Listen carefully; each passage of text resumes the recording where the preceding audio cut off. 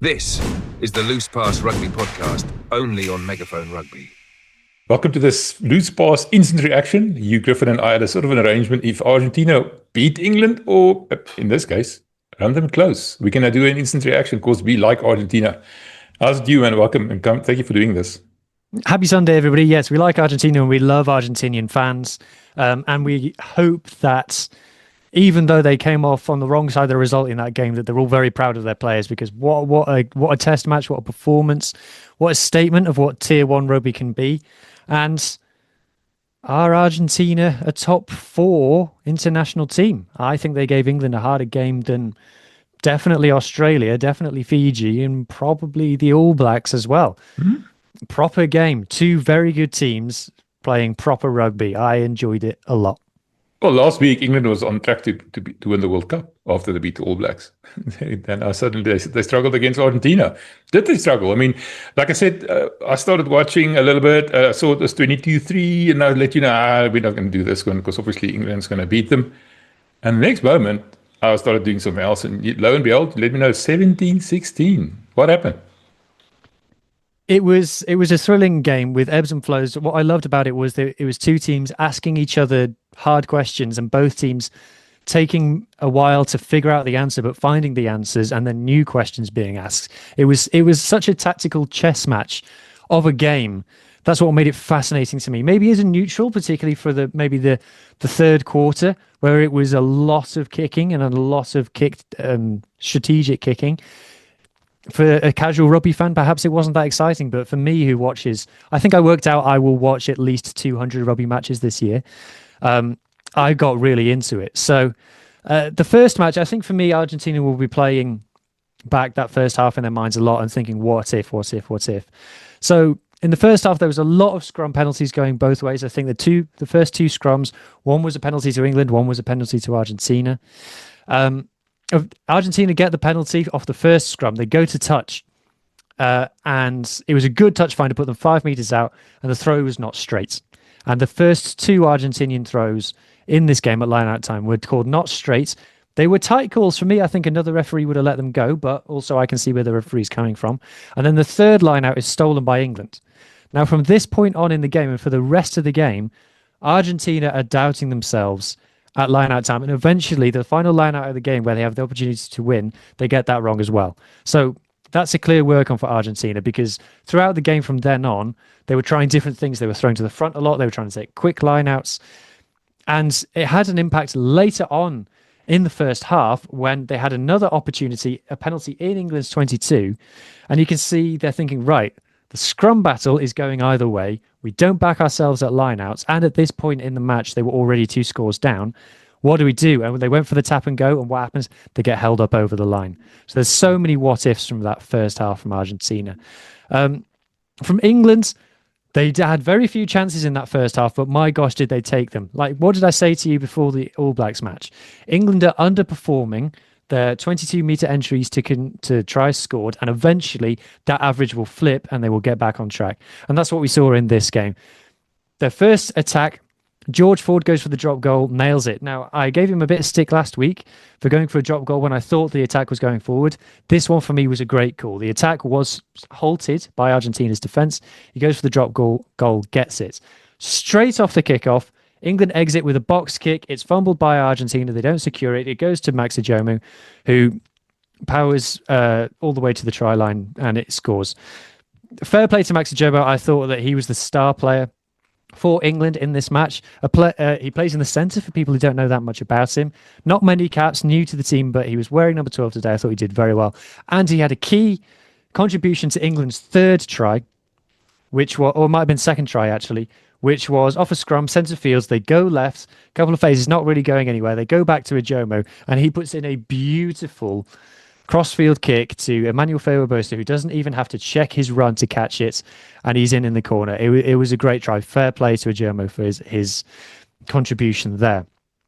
So Argentina, for me, in that first half, in a lot of facets of play, were on top. But these key moments where it was crunch time for them on attack were going wrong, and these little half chances that were going England's way were coming off and they were scoring. So it was 17-3 at half time, and you thought, have Argentina given themselves a bit too much work to do here? And so it proved. So into the second half, I have to say that I'm so impressed by some of these new Argentinian players who have come through into this team. And I think no one stands out more in that regard than Picardo, number 12 in the centres. I think his first test match might have been against the Lions earlier this summer. If not, that was his second or third. And he's been playing against other South American Tier 2 nations up until now. He's come through Super Rugby Americas, this fantastic new league that is producing talent upon talent down in South America. And he was unbelievable in this game. He was making line-busting runs in the 84th minute of the game, having been on for the whole time at number 12 and doing it all game. Unreal. What a player Argentina have on their hands there. At the number 12 jersey, standing in for Santiago Chocobaras, who, by the way, is also world-class. Wow, just the talent in this team. Also, Benitez Cruz, the Argentinian scrum half, he's winning turnovers like DuPont.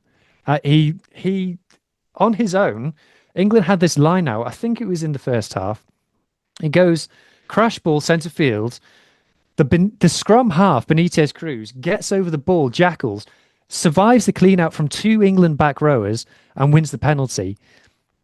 Unbelievable. That is DuPont-like stuff. That is stuff that apparently only DuPont can do. And now here's this guy. I think he plays for Newcastle in the English Premiership. Now here's him doing it. Just talented players all over the park. For me, I think, where did England win this game? The bench came on. Firstly, taking their chances in the first half and Argentina not taking theirs. The mountain was too high to climb. And secondly, when the bench came on, the POM squad came on and really took the game up a level. I thought Alex Mitchell, who was on the bench this week with Ben Spencer starting, Alex Mitchell changed the pitches in attack when he came on. Now, I think Alex Mitchell has his flaws as a player, but his strengths are clear. He changed the attacking pitches compared to Ben Spencer, his predecessor, gave England's attack a new shape, a new direction, was doing snipes, keeping Argentina honest. And I do think his box kicking, whilst Ben Spencer's is perfectly serviceable at test level, absolutely no problem with it at all, his box kicking was just that little bit better. And on the box kicking, the thing that for me made this the most fascinating tactical battle was that England's primary strategy is box kicking, and it has been ever since Steve Borthwick has come in. There was a brief period where they tried to tell us that it was changing. It has not. Box kicking is the key strategy, but what made this fascinating was that Argentina are the first team that England have faced that can compete with them in the air. And Argentina's back three were able to take on England's back three aerially, and I would call it 50-50, if not 51-49 in favour of Argentina when it came to the aerial battle. And Argentina being very comfortable to take on that kicking duel of their own and say, yeah, tell you what, we're going to go to a box kicking strategy and we're going to take you on in the air. Like I said, a casual fan who's new to rugby maybe didn't find it that engrossing, but it added such a layer of tension and intricacy and intrigue to it. For me, from a tactical point of view, I really enjoyed it. So, like I said, 15 minutes, the POM squad comes on. Elliot Daly picked for this team. For me, he undid a couple of England's attacks. Not great kicking from hands, but that POM squad really changed the momentum of the game. They get the try. They get one opportunity down in Argentina's 22 from a line out, couple of phases, try time. Clinical, got the job done. And then once Argentina go back on the attack, they're getting smashed backwards. And this is the impact from those forwards. They're diffusing Argentina's maul and they're smashing them backwards on the gain line. This is what you would hope from a country with England with such a large playing population. The benefit of population, you guys in South Africa benefit from this. The French benefit from this. You have more big people. You have more physical people.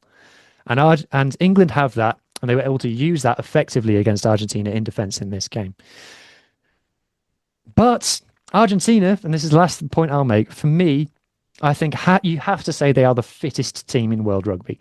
Unbelievable. Now, the downside to that is I think that's a major contributor to them starting games slowly and giving up these big leads early in games because they're not winning those physical confrontations. When they get 5 meters within the opposition try line, they're not able to get over because they can't win those collisions. However, when it gets to the 83rd minute of the match, it means that they are still running at you, and they went all the way from their own 5 meter line to England's 5 meter line gone past the 80th minute in attack. Incredible rugby.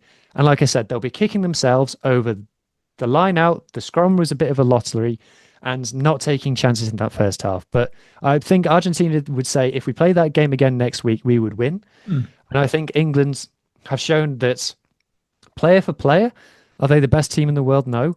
But scarily, you might say that they might be the smartest team in world rugby at the moment, which is, I think, a victory overall for Borthwick because he's not only turned the results around, but he's won, in my opinion, the battle of the dressing room, where there were players who weren't buying into his game plans 2 years ago, and they are now buying in, and now the results are coming. So a big tick for Borthwick there for me. You just told me what we're going to be talking about on the next Loose Pass. Who's the smartest team in the world? I'm going to disagree with you, obviously. Obviously. I mean, the Springboks yesterday took to the bludgeoning game, which is something else we'll talk about on Wednesday. Maybe not that smart, but effective. And we'll talk about that. That's quite an interesting thing. I want to just put this into context. I mean, how strong was this England team? You know, I saw them playing in blue. You know, I understand why and everything else. But is it sort of a second choice, second string team, or did they take this seriously and pick their big guns? It was the strongest available, I think. Steve Borthwick has brought in this rotation policy, which is making it difficult to say exactly who his first choice is. However, as far as I could tell, it did seem to be as strong as he could go. They did have some injuries, so there were players in that team who probably aren't first choice. However, I wouldn't call it a weak team at all. You still had George Ford in there. You still had Maro Itoje in there. You still had all the big names were there as well. A quick word on Maro Itoje. Like I said, I think he's unlucky not to get a World Player of the Year nomination of what he's achieved this year. He's the best player in the world at giving away penalties, and that's a genuine compliment, and I'll explain why. He's the best player in the world of knowing, like, this is an opportune moment to give away a penalty because it will kill the clock for a moment. The opposition will have advantage, which will affect their decision-making in attack, and it will change what they're thinking to do. So if the opposition is on top and it looks like a try might be coming, he'll give away a penalty, and he'll disrupt their momentum, he'll disrupt their shape, he'll put doubt in their minds of what their decision is going to be, and he'll put the doubt in the referee's mind of, is he just going to blow his whistle and bring it back, and then England get a chance to reset and go again. It's a fantastic skill to have, and it speaks to the prowess that the guy has in the game at the moment, that referees don't just yellow card him because he's got that special status that, dare I say it, almost that Richie McCaw status. If Maro did it, it's okay. I saw a very interesting tweet yesterday, I'm not sure, about captains not likely to be carded. They get away with a bit more because the referees are a little hesitant to card them. Rich McCaw is a classic example. And we also saw it yesterday with Caden Doris. Did the same thing. He knows what to do. He knows how to stop the momentum. And he also knows that he probably won't get a yellow card. Now, is there any truth to that, do you think? I think so. And, you know, sending the England captain at Twickenham for what might be his first infringement of the game, even if it was a little bit cynical, it's a big call. Fair play to the referee. I didn't agree with every decision he's made. I should say as well, Argentina had a try chalked off for a knock-on. I don't think the ball has gone forwards, in my opinion. I can see why he's given it. I would have given it the other way, but I wanted Argentina to win. So there's me being honest with you.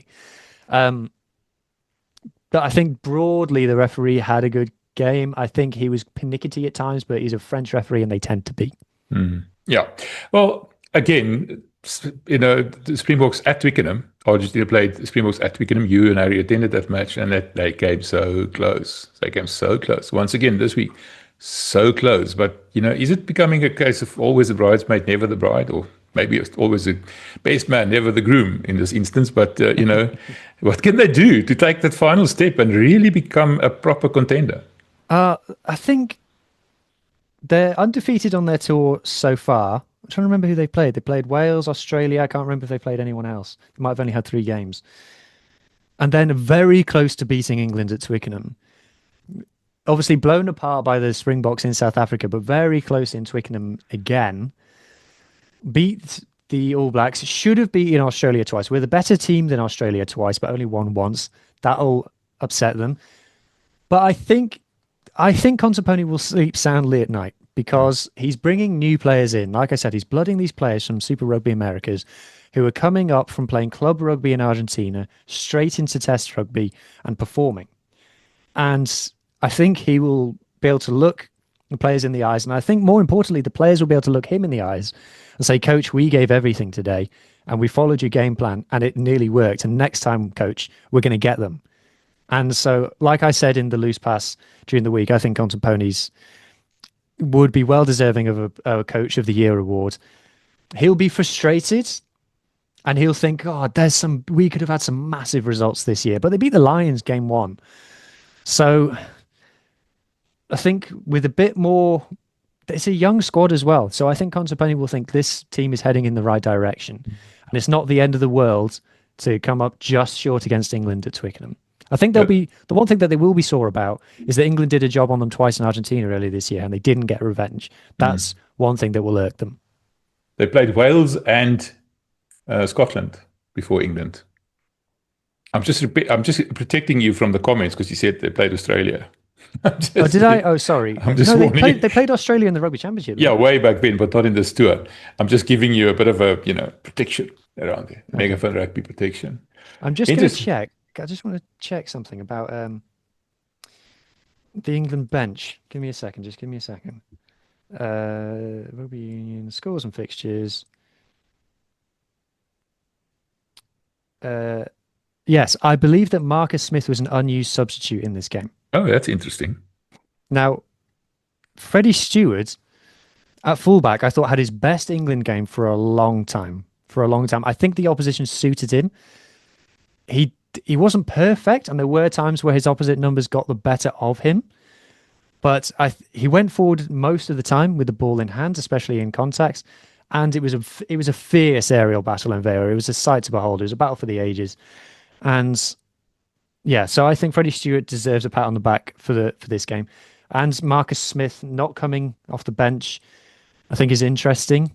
And ultimately, I think it was the right call by Borthwick because I don't think it was the right game for him at all because of the aerial battle. And maybe that's one thing that Borthwick will think, maybe got that selection wrong because it was always going to be an aerial battle against Argentina. And Marcus Smith was never going to contribute to winning that. Right. And I know this is an instant reaction on England, Argentina, but I can't let the opportunity go by to just briefly ask you, tell me briefly what you thought of the Springboks yesterday against Ireland. A friend messaged me to say that this is the tightest one-sided game I've ever seen. That's so accurate. Yeah, sorry. And that's exactly how I would describe it. And I think South Africa, definitely the better team, deserved to win, should have won by more. And when you're playing against 12 men at one point, sorry guys, you should turn that into more points, in my opinion. And yes, you had that scrum dominance, which was total and absolute. And you actually got both of their loose heads yellow carded. But that period in the second half where you were just scrumming on their 5 meter and going again and going again and going again, I was like, cool, you can do this and no one else in the world can do this. But tell the scoreboard. Look at the scoreboard. It's not moving. Those numbers aren't changing. And it's all very well and good. Like, if you'd have got Porter sin-binned again, and that would have been a red card. It's only a 20-minute red card if it's a second yellow, right? No, I'm not sure. I think it's a proper red. I might be wrong, but I think it's a proper red. Yeah. So if you'd have got Porter yellow carded again, then it would have gone to uncontested scrums. Yeah. Who wins with that? Then what are you going to do? What's the plan then? So I would have liked to see the Springboks whip out a move. Look, it's a centre field scrum in the opposition 22. A top-class international team must have a move that they can pull that will put a winger over in the corner. Moody, Colby, whoever it is, put someone over in the corner and get that scoreboard moving. So, honestly, it's like the Springboks got a kind of white line fever. It's like they got a kind of no, we're going to do this through scrums. And yeah, great, but I think in hindsight, you'd have been better off trying to score a try, And to be honest, if I take it from the other point of view, a lot of Ireland fans are coming out of that match saying, God, we can take some positives there. 12-man Ireland stood up to the Springboks for 18 minutes, or I know they went down to 12, 18 minutes, but you know what I mean. Yeah. Like, we were under massive pressure there, and the scoreline has come away not looking so bad. So Ireland are kind of taking that not as a victory, but taking that as a positive. So I just kind of feel that you could have gone up a level there. However, I do see that how much it has meant to Springbok fans to get that victory in Ireland, and you've now won in New Zealand, one in France, one in Ireland, all in the same season.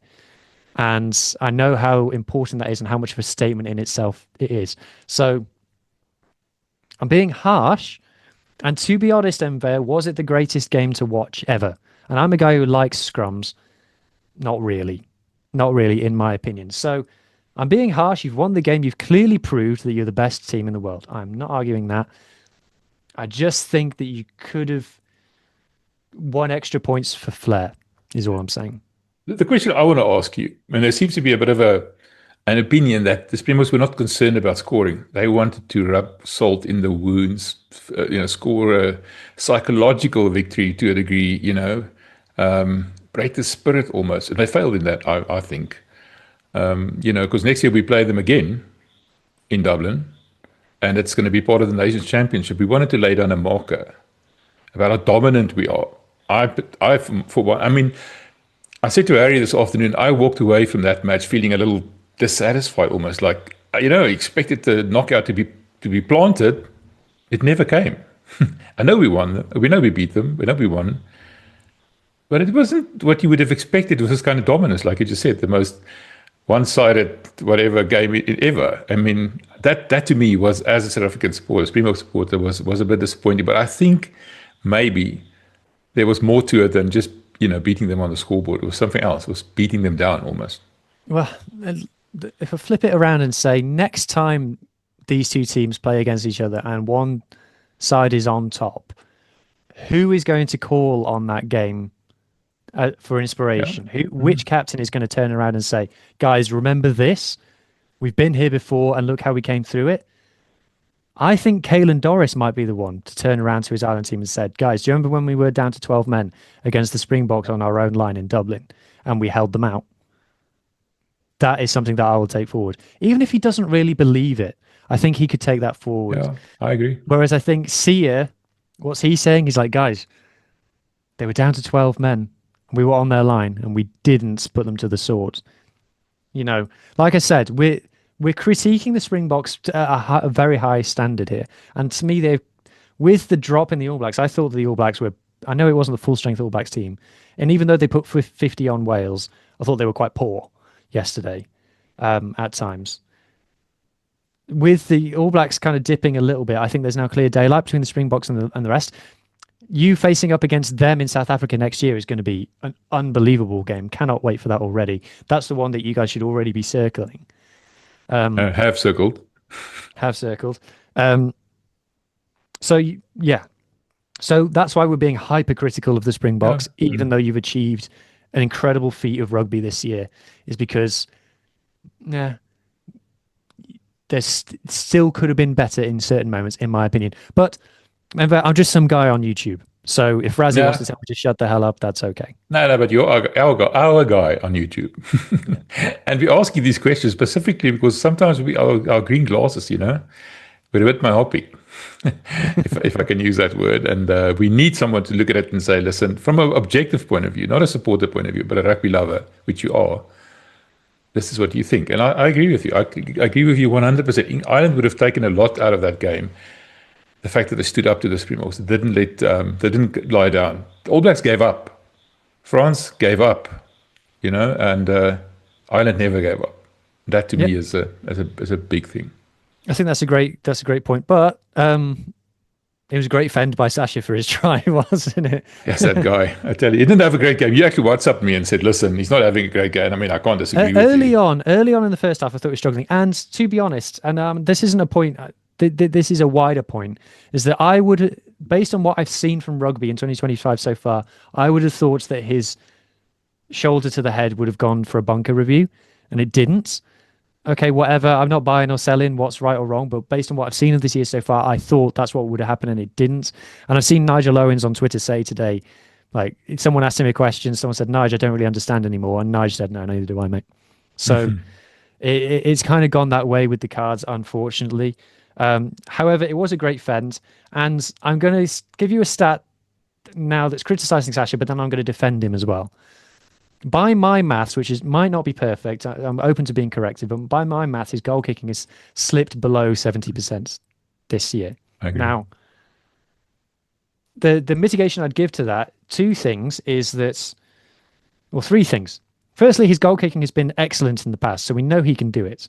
So it's not a question. He's just had a dip in form, and he'll rectify it at some point for sure. Secondly, he's taking on hard kicks. And like the two he missed against France, I thought were very, very difficult kicks. So I don't hold it against him for missing those. And then finally, it hasn't cost his team any games. And with try scoring becoming more frequent in rugby at the moment, it means kicking goals is less important. So I don't think it's a point to crucify him on. However, again, this is a guy who I ran a poll on my YouTube the other day that said who is the player most unlucky to miss out on a World Player of the Year nomination, and the people said Sasha Feinberg and Ngomazulu. And if that's true, then we get to nitpick, and nitpicking is goal kicking has fallen away a little bit, but he scored the try that made the game safe. So there you go. Even when things go wrong for Sasha, things are still going pretty right. The Midas touch. Here we go. All right, thanks for that. Lastly, you want to plug something? Let's hear it. Yeah, if people want to head over to my channel, HG Rugby, you can find there a long-form podcast, deep diving Tier 2 rugby. So we know you guys love Zimbabwe. If you're Argentinian and you're here and you like your South American neighbors, we talk Brazil, we talk Chile, and we talk about how these teams are going to get on at the 2014 World Cup. And we talk about, is the 2014 World Cup even going to work as a concept? So you can find that podcast now over on HG Rugby. Check it out. Cheers in advance. Thanks, man. That was awesome. We just digressed a little bit from an instant reaction into a bit of a Springbok discussion, but I think it's worth it. And later this week, we're going to dig into that a bit deeper. Who's the smarter team, really? So looking forward to that, man. Thank you. Thank you for making time for me. Cheers, mate. Always a pleasure. This is the Loose Pass Rugby Podcast, only on Megaphone Rugby.